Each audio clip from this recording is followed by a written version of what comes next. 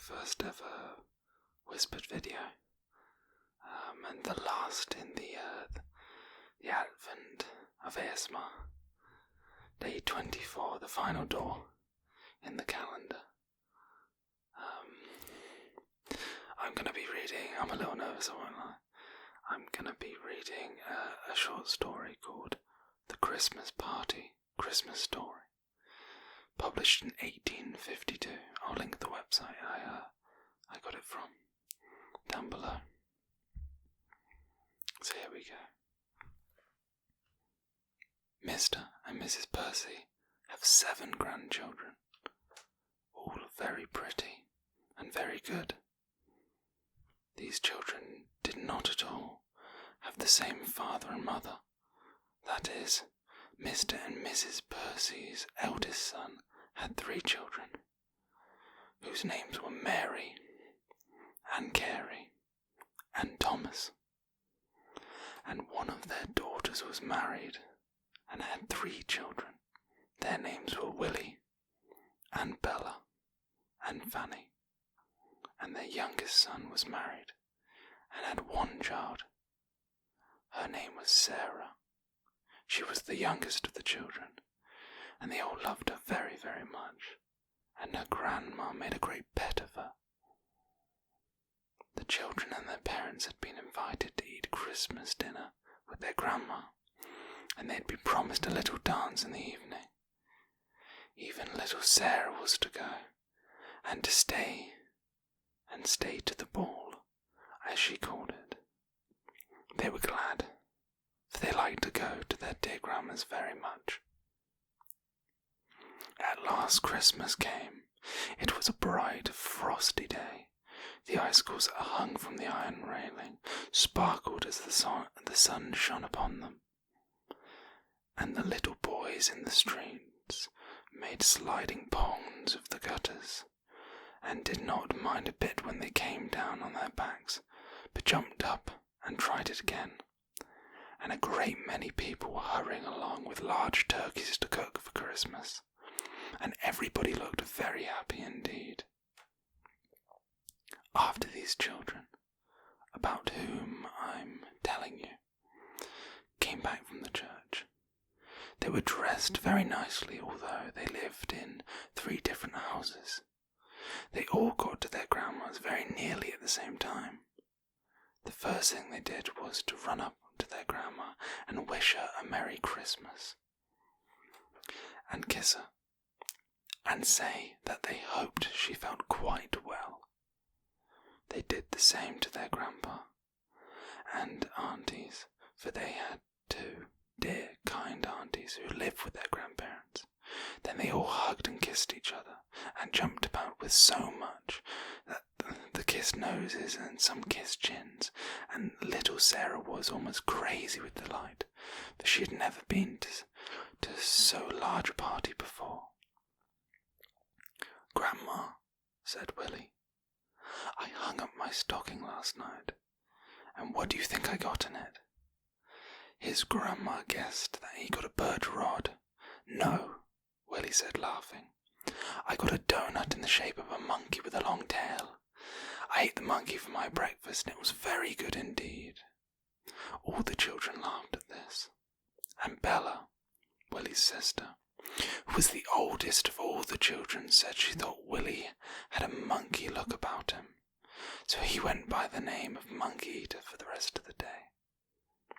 Soon the bell rang for dinner, and they all went downstairs, for the children and grown people were to dine together.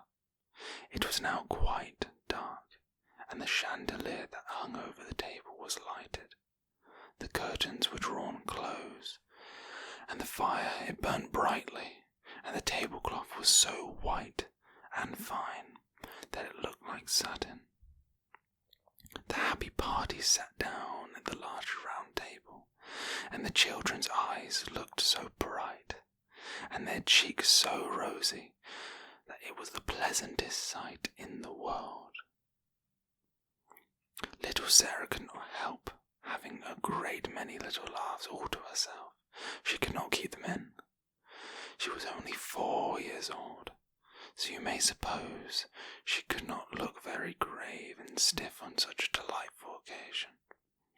When Willie saw his little cousin staring, trying to hide her sparkling eyes and her funny little laugh behind her mother's arm, he felt as if someone was tickling him, so he pinched his lips together very tight indeed, and casting his eyes up to the ceiling, tried to look as grave as a judge.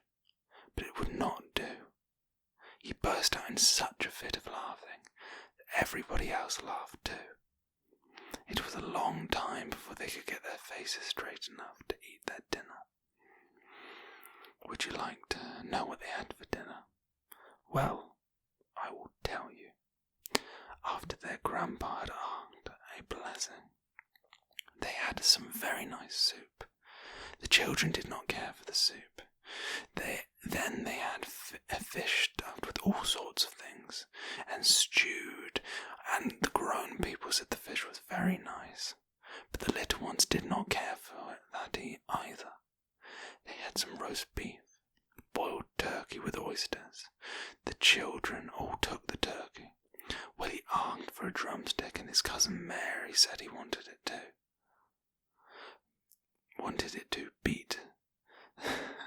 Beat the monkey he ate it in the morning. Bella chose a merry thought. Little Sarah liked a hug me fast.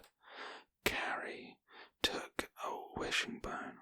Thomas said he would have the other drumstick to help beat the monkey. And Fanny thanked her grandma for a wing, so that she could fly away when the beating of the monkey took place. But this was not half of the good things, for afterwards they had some delicious game, such as partridges and woodcocks, and some fried oyster. All of this pleased the grown people most. The children saved their appetites for dessert.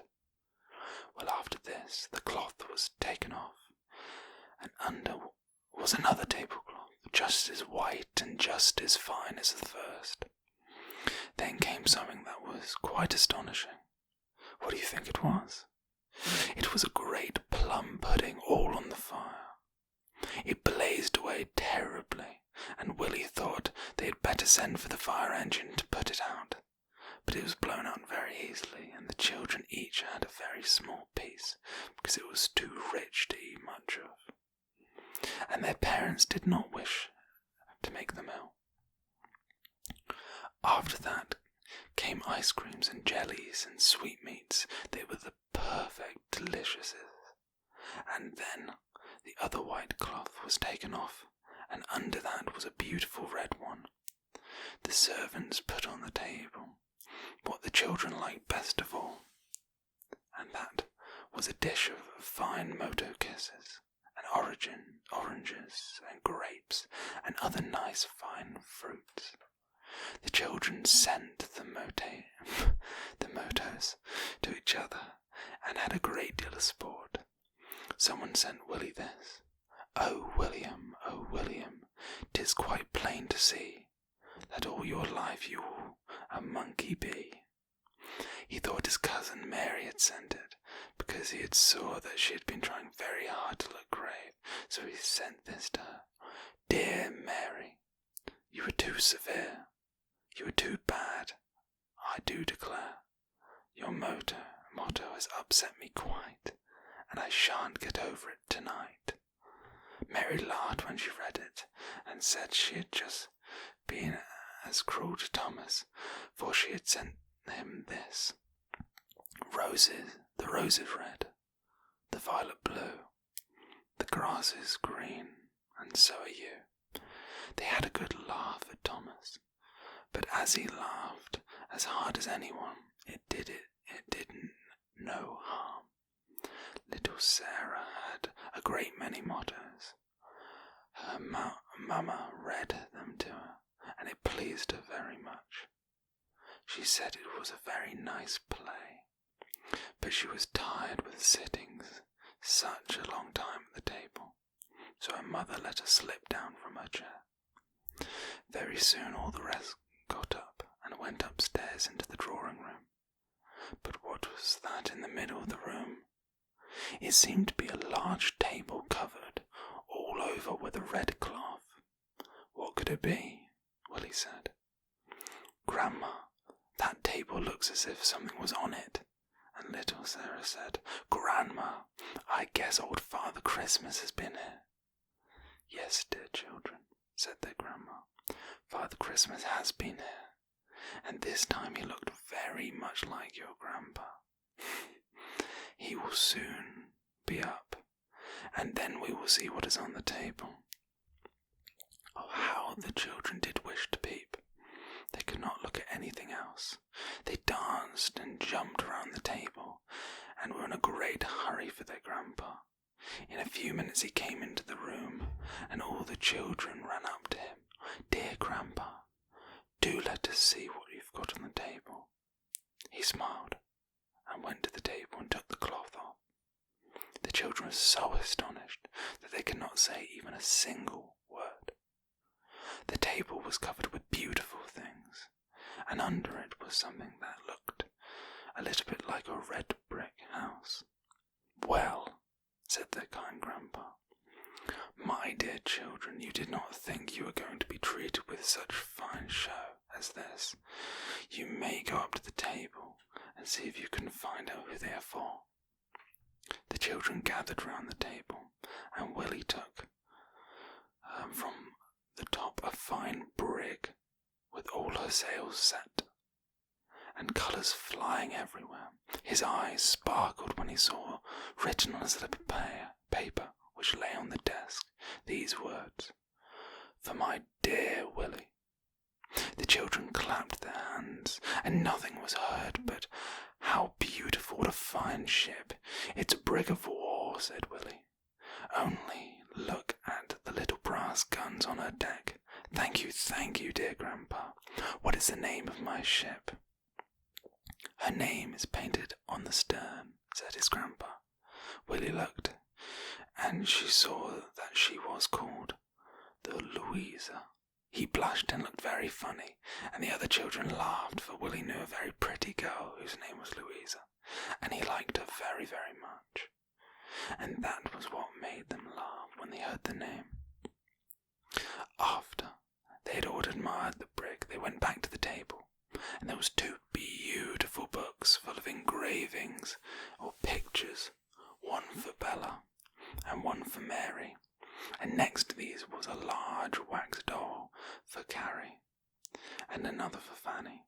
Carrie's doll was dressed up in blue satin, with a white satin hat and a lace veil, and Fanny's doll was dressed in pink satin, with a black velvet hat and feathers.